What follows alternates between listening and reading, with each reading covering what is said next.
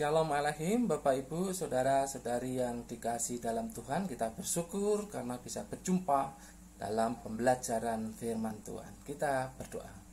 Bapa, dalam nama Tuhan Yesus, kami bersyukur karena kami diberi kesempatan untuk belajar firman-Mu. Biarlah Roh Kudus yang menolong kami sehingga kami bisa memahami kebenaran firman-Mu ya Bapa. Dalam nama Tuhan Yesus. Amin. Bapak Ibu Saudara-saudari yang dikasihi dalam Tuhan, hari ini Sabtu tanggal 20 Juni 2020 kita akan belajar dari Kejadian pasal 40 ayat yang ke-23. Demikian. Tetapi Yusuf tidaklah diingat oleh kepala juru minuman itu, melainkan dilupakannya.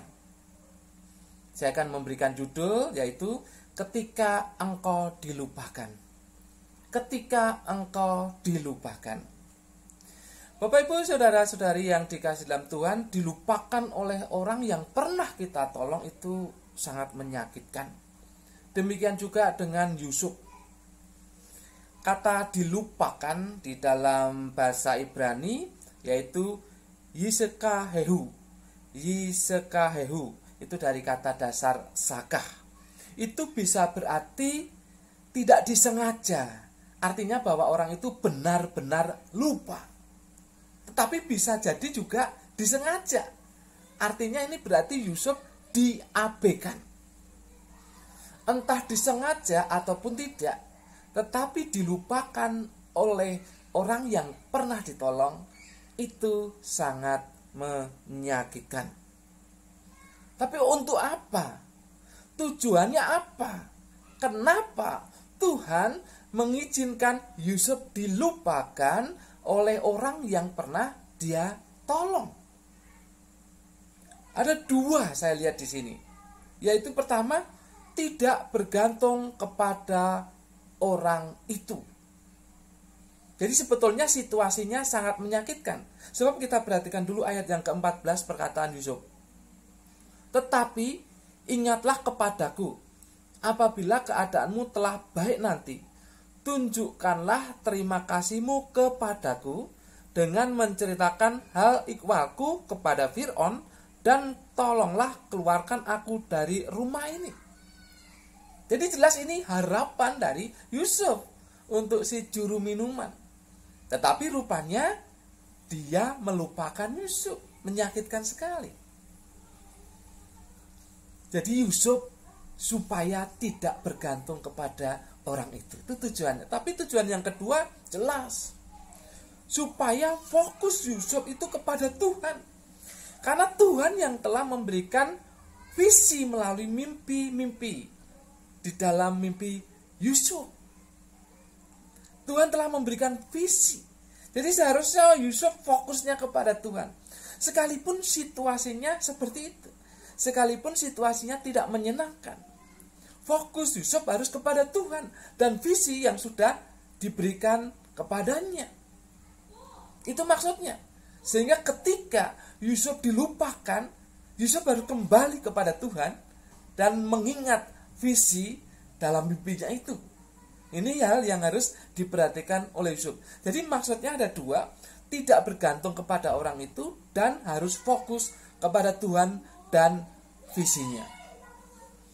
Bapak Ibu Saudara-saudari yang dikasihi dalam Tuhan, kondisi saat ini membuat orang berjuang masing-masing. Namun mungkin kita tergoda untuk ditolong oleh orang yang pernah kita tolong. Mungkin situasi kita saat ini tidak menyenangkan, dalam kekurangan misalkan. Dan kita ingat, ada orang yang pernah kita tolong dulu. Dan sekarang sudah berhasil. Walaupun kondisinya seperti ini, tapi kehidupannya menjadi lebih mapan daripada kita. Kita berharap orang itu menolong kita. Mungkin kita tergoda untuk hal itu. Saat ada godaan untuk kita bergantung kepada orang yang pernah kita tolong, ingat, Tuhan sudah memberikan visi bagi kita. Tuhan sudah memberikan tujuan bagi kehidupan kita masing-masing. Yang kita rasakan masing-masing, yang kita pahami masing-masing dalam kehidupan kita. Kita harus kembali kepada Tuhan.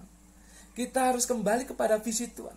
Kita harus kembali kepada tujuan Tuhan membentuk kita atau menciptakan kita. Tujuan Tuhan memelihara kita. Tujuan Tuhan merawat kita sampai sekarang. Apa tujuan Tuhan bagi kehidupan kita? Kita harus kembali ke sana. Sehingga kita tidak bergantung kepada orang yang sudah pernah kita tolong.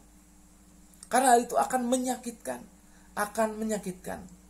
Apalagi orang itu mengabaikannya, pura-pura lupa.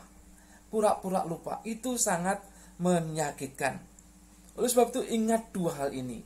Ketika kita dilupakan, ketika kita harus berjuang sendiri dalam kesusahan, dalam kesulitan, ketika tidak ada orang yang menolong kita, ketika tidak ada orang yang peduli kepada kita, ketika tidak ada orang yang mengingat kita, ingat dua hal.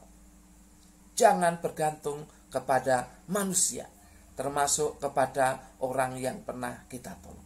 Yang kedua, fokus kepada Tuhan. Tuhan punya agenda tersendiri bagi Anda dan saya. Tuhan punya rencana sendiri bagi Anda dan saya. Fokus kepada Tuhan. Apa rencana itu? Apa tujuan itu? Kita fokus kepada Tuhan. Maka kita tidak akan kecewa. Maka kita akan tetap teguh menghadapi situasi yang seperti ini.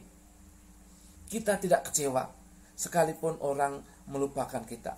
Karena kita ingat Tuhan dan kita ingat visinya. Kita maju terus melangkah. Pada suatu kali Tuhan akan memberikan keberhasilan mencapai visi itu.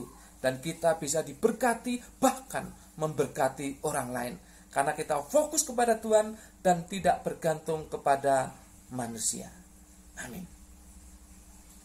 Bapa dalam nama Yesus, terima kasih untuk firman-Mu. Kami sudah belajar bahwa Engkau sesungguhnya mempunyai agenda kepada kami masing-masing. Mempunyai tujuan kepada kami masing-masing. Biarlah kami fokus kepadamu dan visi yang Kau berikan kepada kami. Ketika orang lain tidak peduli kepada kami, ketika situasi menghimpit kami, ketika kami dalam kesulitan, kesukaran, penderitaan, kekurangan, kami tetap fokus kepada Tuhan. Sehingga kami tidak kecewa. Kami tidak kecewa. Tapi kami akan melangkah bersama Tuhan. Dan kami akan mencapai keberhasilan visi itu. Kami diberkati dan bisa memberkati orang lain. Dalam nama Tuhan Yesus. Amin. Bapak Ibu yang diberkati dengan renungan ini, sampaikan kepada saudara-saudara yang lain. Jangan lupa subscribe dan loncengnya diklik di monitor Bapak Ibu. Tuhan memberkati.